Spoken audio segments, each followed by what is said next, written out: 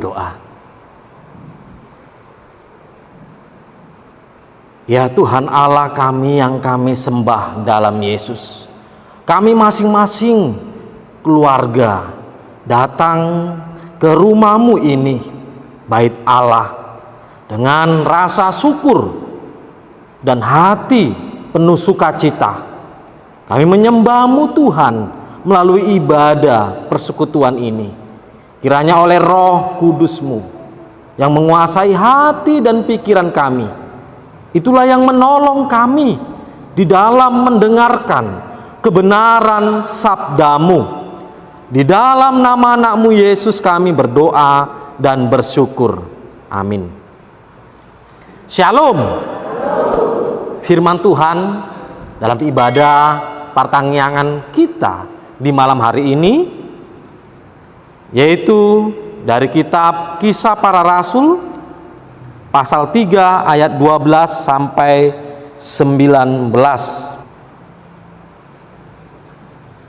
Saya akan membacakan untuk kita semua. Demikian firman Tuhan.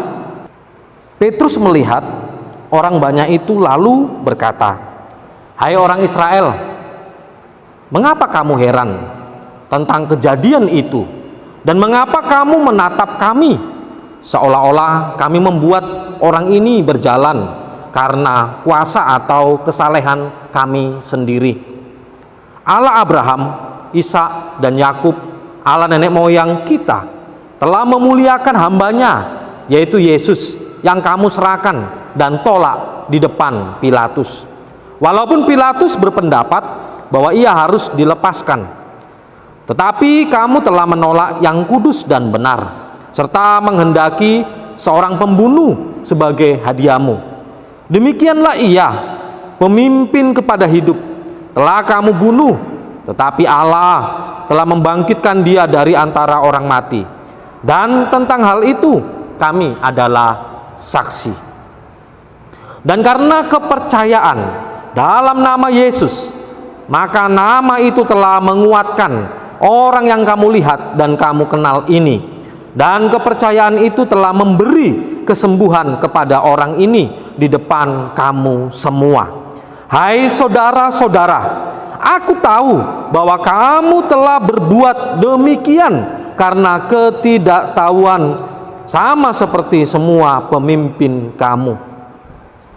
Tetapi dengan jalan demikian Allah telah menggenapi apa yang telah difirmankannya dahulu dengan perantaraan nabi-nabinya, yaitu bahwa Mesias yang diutusnya harus menderita.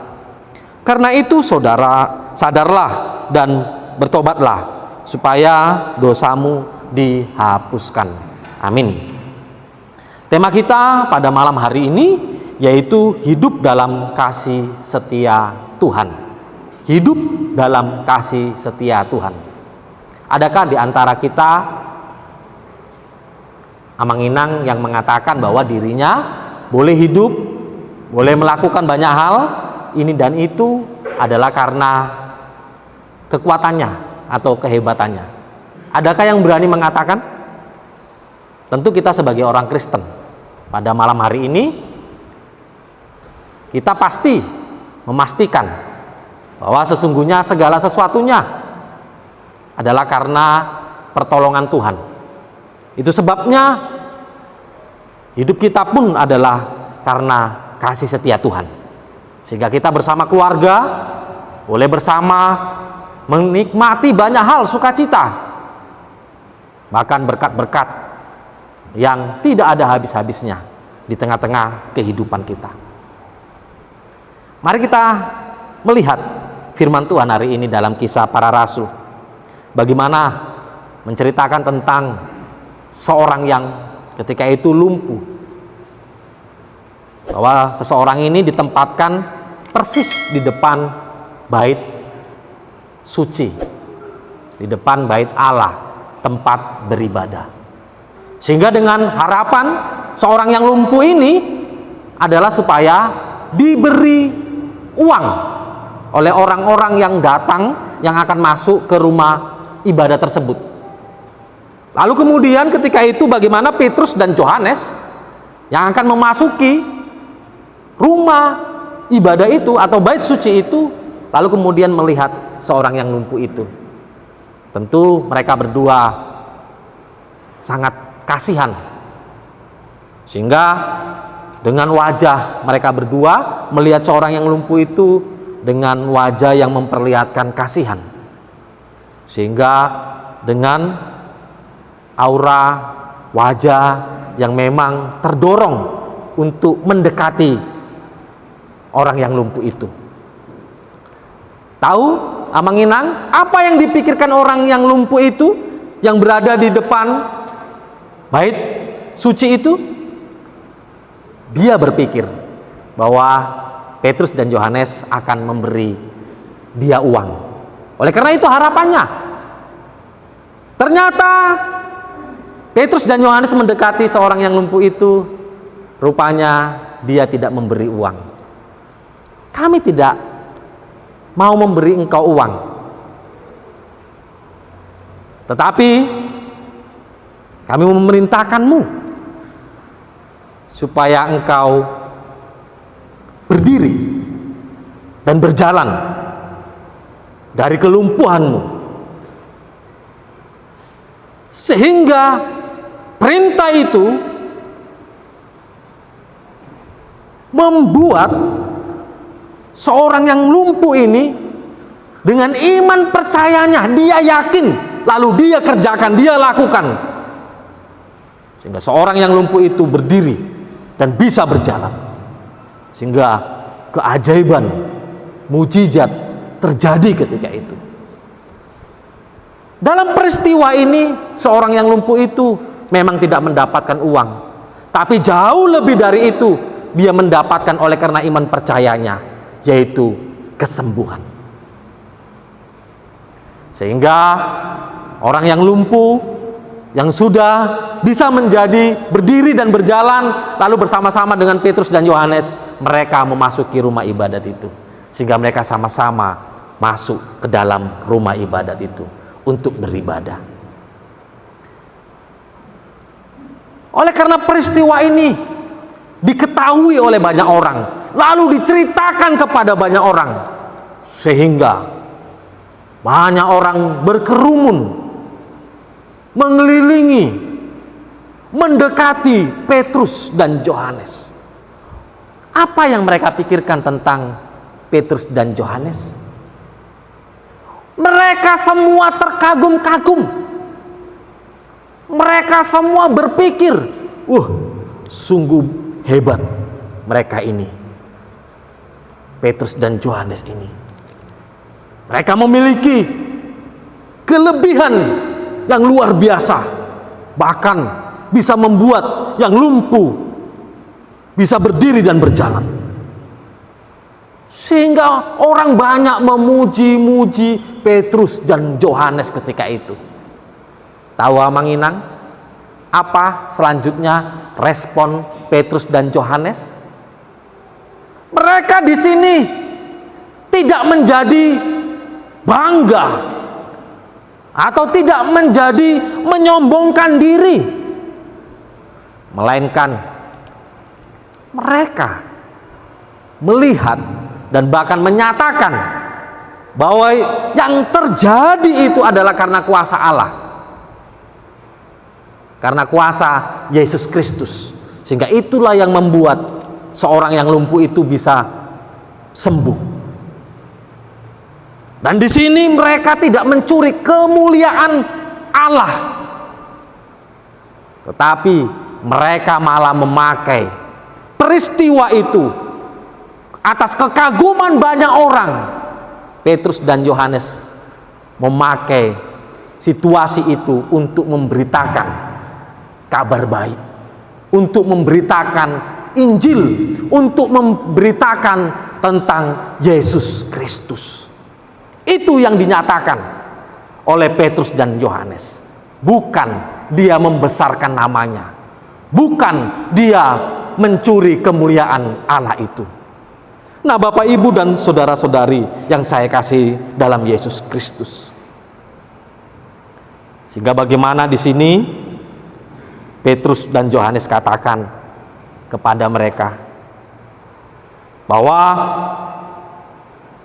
sebelumnya Pilatus sudah izinkan untuk kalian semua memilih agar Yesus dilepaskan atau orang yang jahat, tetapi kalian tidak memilih Yesus untuk dilepaskan, melainkan orang yang jahat itu supaya dilepaskan dan menjadi hadiah bagi kalian. Kalian malah menghendaki supaya Yesus untuk disalibkan, sehingga kalianlah yang membunuh Yesus. Kalian yang menolak Yesus itu. Tetapi Allah, Ishak, Abraham, dan Yakub, itulah yang membangkitkan Yesus di antara orang mati. Allah itulah yang membangkitkan Yesus. Dan Yesus Kristus itulah yang kami beritakan saat ini. Oleh karena kuasa Yesus Kristuslah, maka orang yang lumpuh itu bisa menjadi sembuh. Aku tahu yang kalian perbuat itu adalah oleh karena ketidaktahuan kalian. Oleh karena itu, ingatlah, sadarlah, dan bertobatlah. Seruan Petrus dan Yohanes ini sungguh tegas kepada umat ketika itu supaya bertobat. Sehingga hari ini juga firman ini mau mengingatkan kepada kita, bagi kita sebagai orang Kristen di tengah-tengah kehidupan ini, tentu kita memiliki tugas. Bukan hanya Petrus dan kawan-kawan yang memiliki tugas, tapi kita semua orang Kristen memiliki tugas. Apa tugas kita? Yaitu kita sebagai saksi Yesus Kristus di tengah-tengah kehidupan kita. Kitalah sebagai saksi yang hidup. Mari kita saksikan Yesus Kristus itu melalui kehidupan kita, yaitu dengan kehidupan yang menjadi berkat, melalui kejujuran kita, melalui perilaku kita yang memperlihatkan nilai-nilai Kristus, bahkan perkataan kita yang membuat banyak orang menjadi merasa diberkati. Dan melalui perkataan kita banyak orang termotivasi. Dan juga dalam kehidupan kita sebagai orang Kristen, di samping kita menjadi saksi Kristus, mari senantiasalah tetap milikilah iman yang teguh itu. Milikilah iman yang kuat itu, sehingga sekalipun berbagai tantangan, persoalan, pergumulan hidup, itu tidak membuat engkau amang-inang untuk menjauh dari Allah. Itu tidak membuat engkau amang-inang untuk menjadi tidak berpengharapan. Tapi kiranya oleh iman yang teguh, oleh iman yang kuat, mari senantiasa di situasi suka, susah, bahkan di situasi yang sangat sulit, senantiasalah tetap menjadi saksi Kristus. Itu artinya sekalipun engkau dalam pergumulan yang berat, senantiasalah muliakan nama Tuhan. Dan jangan pernah sekali-sekali ketika engkau amang-inang dalam keberadaanmu, yang oleh karena banyaknya berkat, lalu banyak hal boleh kita alami, sukacita, bahkan puji-pujian datang dari banyak orang. Jangan biarkan dirimu untuk mencuri kemuliaan Tuhan dengan menyombongkan diri, dengan menganggap bahwa semuanya itu adalah karena kekuatan, kepintaran, kehebatan kita. Tapi pakailah keadaan itu dengan semua yang ada padamu, dengan hartamu, bahkan keluargamu, Amanginang. Pakailah semuanya itu untuk memuliakan nama Tuhan, sehingga nama Tuhanlah yang kita muliakan. Dan marilah sama-sama kita yakini bahwa segala sesuatu yang ada pada kita adalah karena kasih karunia Tuhan. Sehingga mari kita yakini, hingga hari ini kita boleh merasakan kebaikan-kebaikan Tuhan. Ini adalah karena rahmat Tuhan, karena kasih setia Tuhan, oleh karena pemeliharaan Tuhan yang begitu luar biasa setia hingga saat ini bersama keluarga kita. Syukurilah itu senantiasa, sehingga kiranya hidup kita tetap menjadi berkat di tengah-tengah kehidupan kita, dan nama Tuhanlah senantiasa dipermuliakan melalui kehidupan kita. Amin. Mari kita berdoa. Terima kasih ya Tuhan oleh karena penyertaan-Mu. Kiranya Engkau yang memberkati firman-Mu, sehingga kepada seluruh jemaat-Mu yang hadir pada saat ini bersama keluarga, Roh Allah sajalah yang menolong mereka di dalam merenungkan kebenaran firman-Mu, sehingga Roh Allah itulah kiranya yang mengajari mereka dan bahkan memampukan umat-Mu untuk melakukan firman-Mu di tengah-tengah kehidupan, sehingga bagaimana firman-Mu sebagai sulu dan pandu dalam kehidupan ini, itulah kiranya yang menerangkan hati pikiran umat-Mu, sehingga di tengah-tengah kehidupan mereka menjadi saksi-saksi Kristus yang luar biasa, yang senantiasa mempermuliakan nama Tuhan. Terima kasih ya Tuhan. Demikian juga Engkau yang memberkati setiap kehidupan jemaat. Engkau memberikan kesehatan kepada mereka, dan bahkan Engkau memberkati setiap usaha pekerjaan mereka, sehingga melalui upaya jeripaya itu mendatangkan kebaikan di tengah-tengah kehidupan keluarga mereka.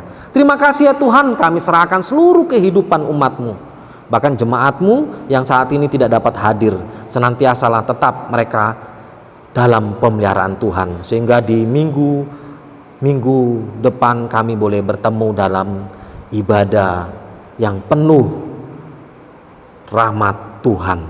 Di dalam nama anak-Mu Yesus kami berdoa dan bersyukur. Amin.